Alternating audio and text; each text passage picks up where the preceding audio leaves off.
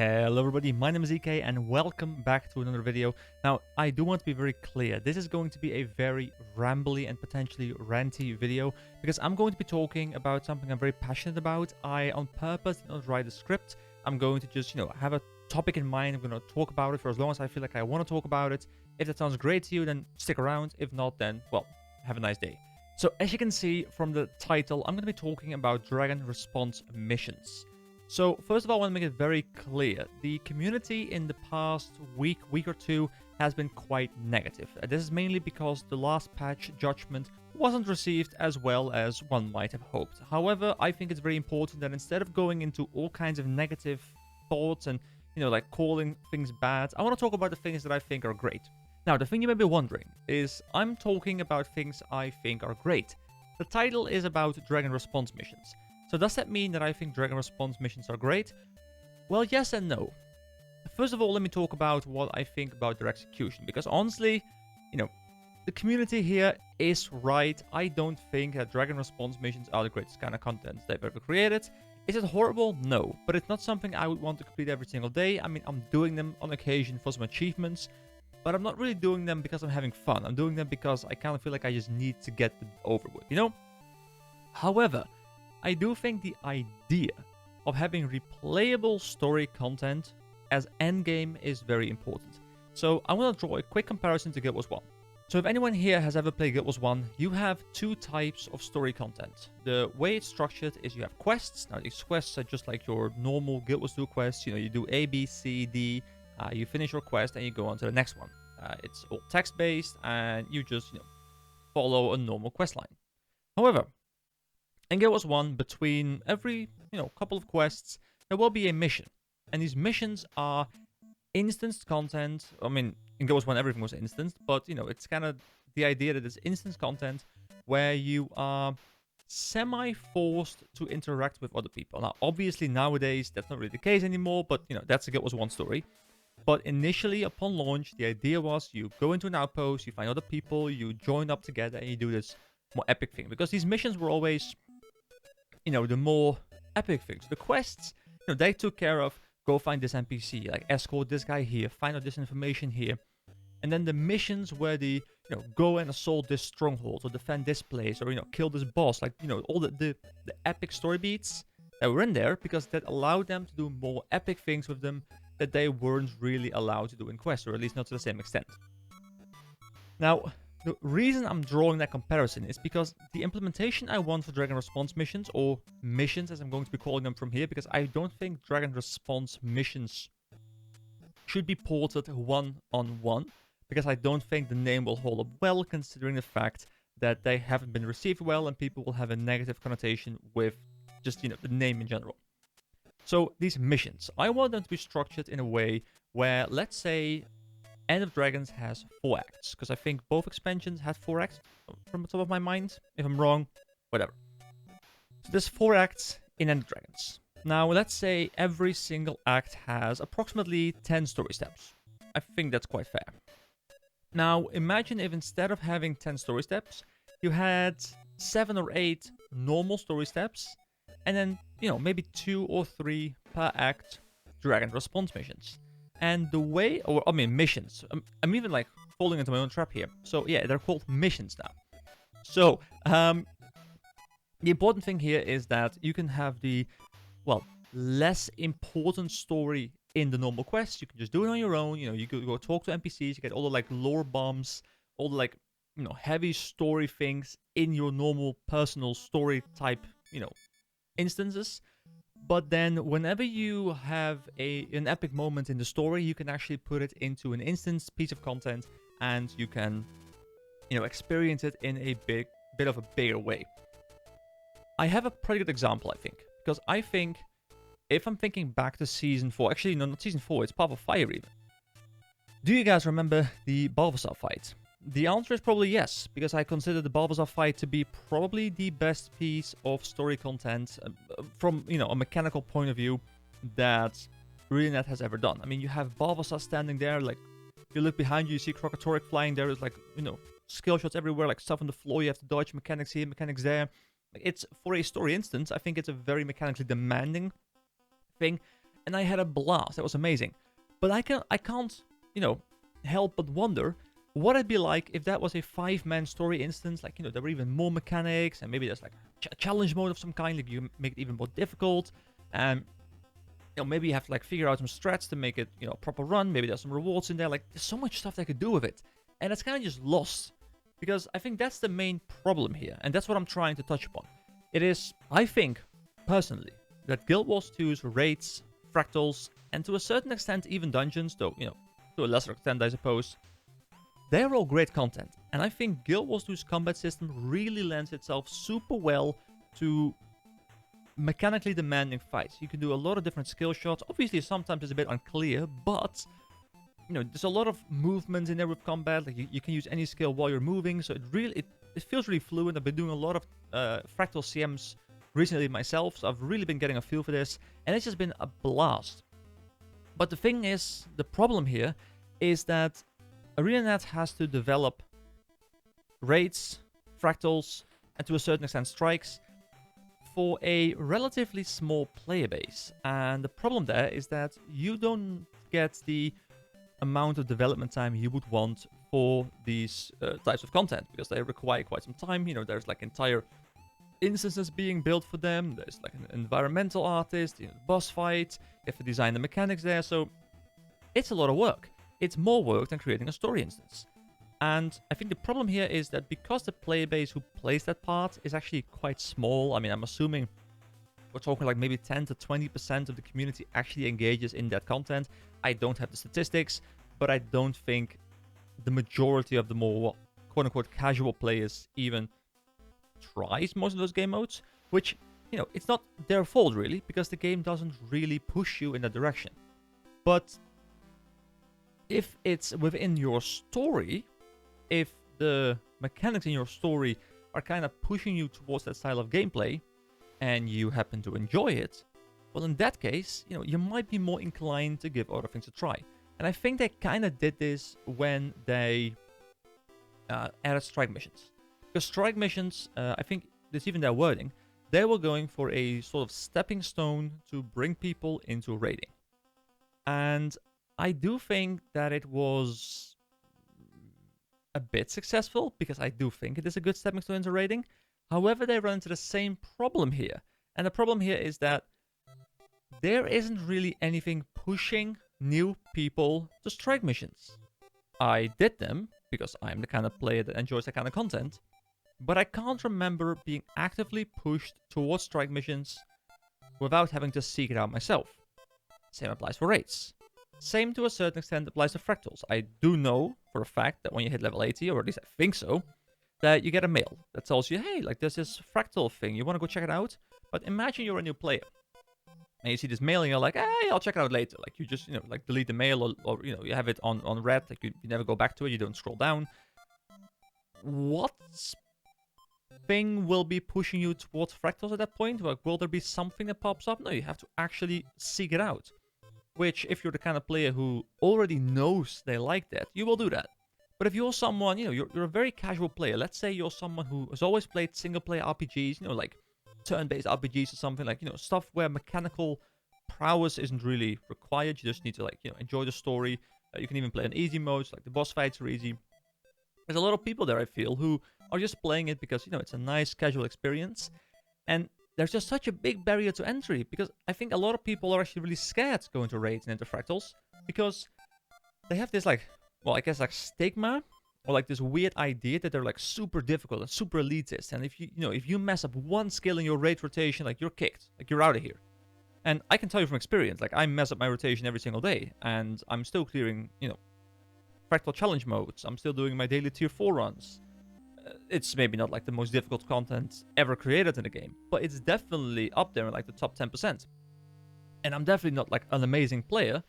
And I just want to, you know, make it clear that there is not this barrier of entry, but I think there is a mental barrier of entry, because it's like, people see like, oh yeah, you need kill proof and all this kind of stuff, and, you know, people will kick me if I don't know the mechanics. And I guess in some cases it might be true, but generally I think the community is reasonably welcoming to new people. They're always like training raids, there's training for challenge modes and fractals, like there's ways to get in there. But I don't think the game is able to get rid of that stigma without, just making sure there's a good funnel. There needs to be a funnel of some sort that properly brings people from the story into harder content, into, harder and harder and harder content until at the very end, if they do enjoy it, of course, they will end up at fractals, at raids, at challenge modes. Now, speaking of challenge modes, the way I would want this to be structured, and I know I'm 10 minutes into the video and I'm just talking about how I want it to be structured now. Like, it's very rambly, but that's why I wanted to open with this, because I knew it was going to be rambly, because if you just let me talk out of my ass, this is what's going to happen. But I kind of enjoy doing a video like this, so if, just a bit of a side tangent here, but if you guys enjoy this kind of content, please let me know, because I do enjoy just, opening up a subject. I'm literally just staring at my screen right now and talking out of my ass. Anyway, getting back on topic. So, challenge modes. I want there to be multiple difficulties. Like, I want there to be a story mode. And the story mode, like, it's kind of a difficult thing, because people in Guild Wars 2, I think, have kind of grown accustomed to the fact they can solo everything. And up until a point where ArenaNet added Dragon Response missions, I didn't think they would ever add content where other people were required to continue the story. Because I felt like the Guild Wars 2 community was so set in their way of, I want to be able to solo everything. People being around me, that's fine. But I do not want to have to interact with another person ever in my life. Because that's kind of, I feel like, it's playing alone together. I think it's something Wood and Potato said someday, and I stand by it. Like, that's definitely a lot of the experience in Guild Wars 2. So I always thought people don't want to be forced to be together to, complete the story. But Dragon Response missions are here, and even though people are complaining about Dragon Response missions, I haven't heard anyone complain about that aspect of them. I mean, maybe it's there, maybe I've just missed it, maybe I'm just blind, but I don't think I've seen people, type furious like, oh, I need to like engage with other people. I mean, it's partially because I think it scales. I don't even know, like it's easy, so I don't pay attention to it. But you just roll your face through it. But I haven't heard that complaint, at least not too much. So I think we don't need these missions to be soloable. I mean, obviously, like if there's a story mode and you're great at the game, you can solo it. People are soloing challenge modes, so it's definitely possible. But I think the normal mode needs to be designed for a 5-man group, and I would say the normal mode difficulty, and this might sound extreme, but I think the normal mode difficulty should be somewhere around easy tier 4 fractals. And if you're not into fractals, this might sound very hard, but trust me, the easiest tier 4 fractals with a group who knows somewhat what they're doing isn't difficult whatsoever. Maybe tier 4 fractals is a bit harsh, maybe it's like tier 2, tier 3, and I'm not talking about like the instabilities and stuff, like the extra mechanics. I'm just talking about like how difficult the actual mechanics, how difficult the actual mobs are. And I think that's a fair point to start. I think it does need to be a bit challenging. I want people to learn mechanics. I want people to learn that they need to sometimes do more than press auto attack. And then I want there to be a challenge mode. And this challenge mode, I would personally love to be on par, maybe not with raid or fractal challenge modes. Maybe that's the next step. But I would want this to be on par with the slightly harder tier 4 fractals. Let the challenge mode be on par with your average, Nightmare fractal, Shadow Observatory fractal, Sunqua Peak fractal. They're not super difficult, and if you have a good group, you can clear it. But this content isn't meant to be hard. At least not like super hard. This content isn't meant to replace raids. This content is meant to get more people to start doing these kind of things. Now, would I love a version that's like, raid or fractal CM or whatever quality? Of course I would. But I think it might be too much to ask for, and I think that might then once again reduce the problem where people are scared to do it. So, the difficulty, of course, that's, it's a tuning thing. I'm not a developer, I can't talk about that. At least not in great detail. But I do think that the difficulty needs to be high enough where people need to pay attention, but low enough where people feel like, they can actually do it, even if they're not, like, mechanically gifted. One important thing, in my opinion, is I need to have mechanics that are required. Like, even on the story mode, I want there to be mechanics that if you do not do them, you cannot kill the boss. And I don't want these to be super punishing. I don't want it to be a mechanic, oh, you stepped into, like a raid thing. Like, you stepped into a green, now you got teleported somewhere and you instantly die. Or, like, you stepped into whatever thing. Like, you pull the mechanic, you're dead. I don't want it to be like, the insta-wipe kind of punishing thing. But I do want it to be required. So what I mean by this is I would like it to be something that doesn't wipe your party, but something that you need to actively do in order to be able to progress. So for example, a boss is invulnerable, and you need to do a specific mechanic, or, as like 3, 4, 5 people together or something. You have to like all cooperate, you have to do this mechanic, and by doing the mechanic, the boss becomes vulnerable and you can kill him. It doesn't make the boss fight hard, because the mechanic doesn't even have to be very hard. It just needs to be present. It just needs to teach people that sometimes pressing your one button over and over and over again isn't the be-all and end-all of Guild Wars 2. I want it to show that there's more to the game. I want the, I would like them to be somewhat of a tutorial for endgame.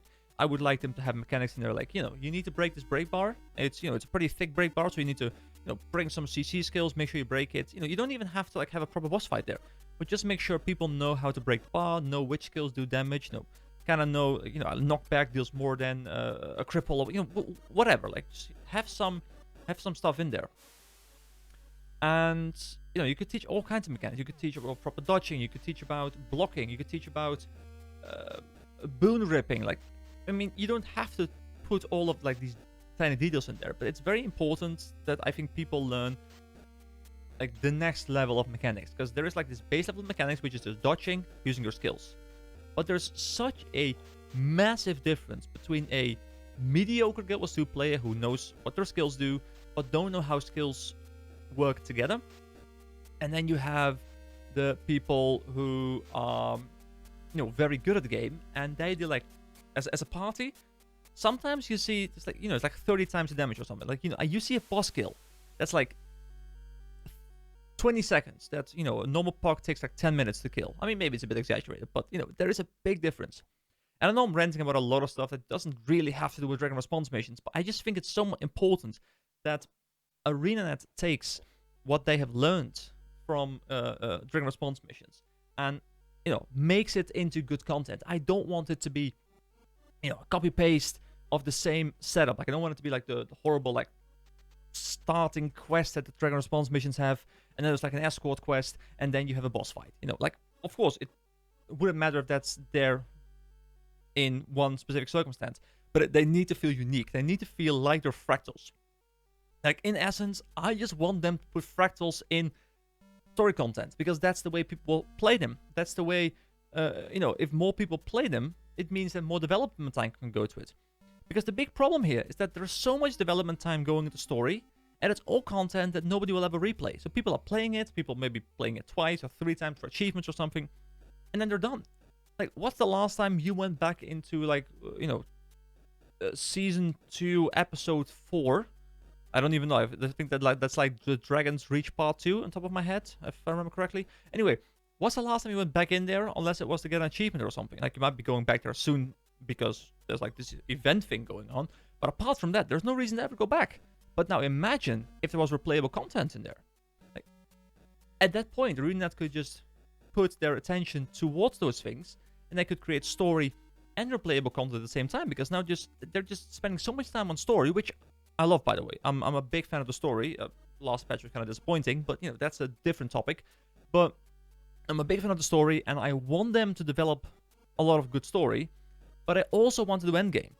And if they can find a way to mix those things up a bit and, like, create a solid product and allowing ArenaNet to create more endgame content because there's a bigger player base actually playing those game types, that would be my dream.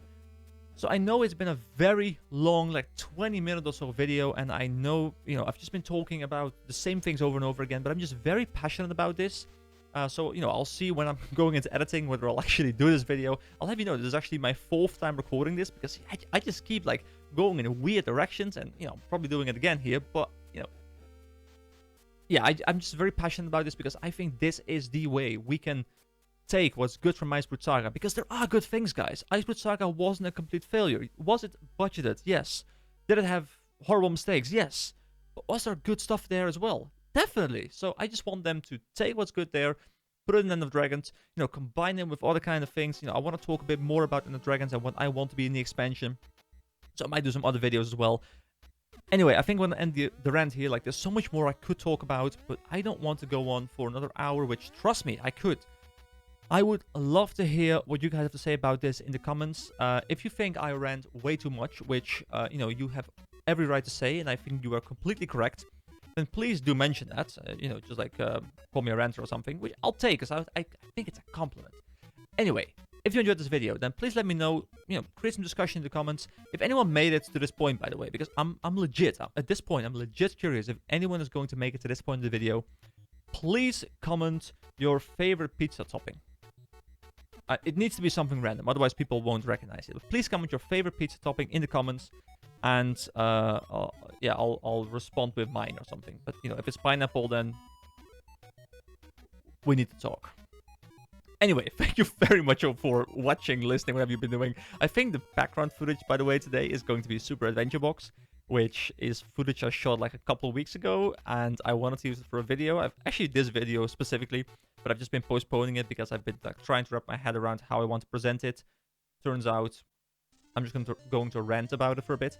So yeah, I think it's Super Adventure Box. If it's not, I'll figure something else. Anyway, thank you very much for watching. Have a nice day.